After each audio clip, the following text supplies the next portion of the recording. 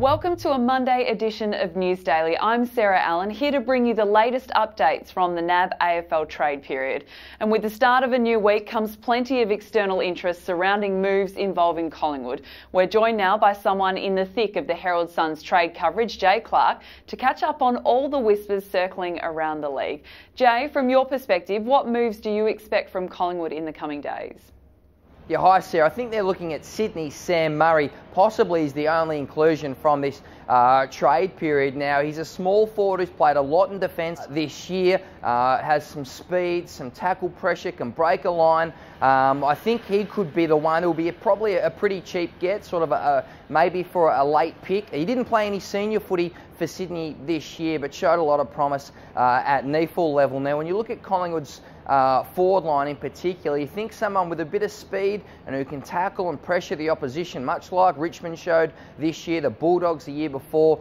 Someone who can really get busy and get involved either in the forward 50 or break a line of defence could be of some use. The Pies clearly keen to use their top pick at the draft, so they won't be trading that at this stage. So Sydney's Sam Murray, I think, is the next man in line for Collingwood. Let's have a look further around the league now. What trade moves do you expect to dominate the headlines before the Thursday deadline?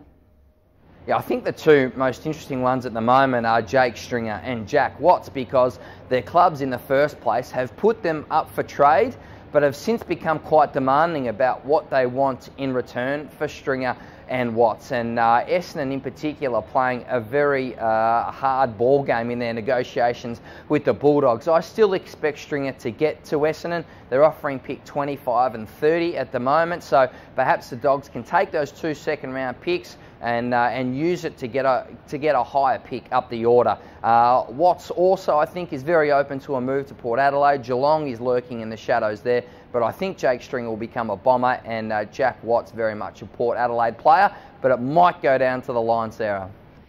Jay Clark from the Herald Sun there. Well, after a weekend break, the trading formally kicked off again today with a deal involving Essendon and the Gold Coast Suns. Speedy Suns defender Adam Saad joined the Bombers in the only trade completed, the Suns giving up a future second-round pick in that deal.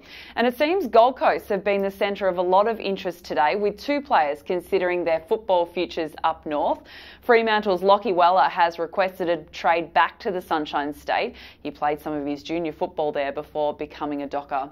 While former North Melbourne captain Andrew Swallow says he'd love to play alongside his brother David at the Suns after a difficult season with the Kangaroos. Swallow is contracted for 2018 but spent time in the VFL this year.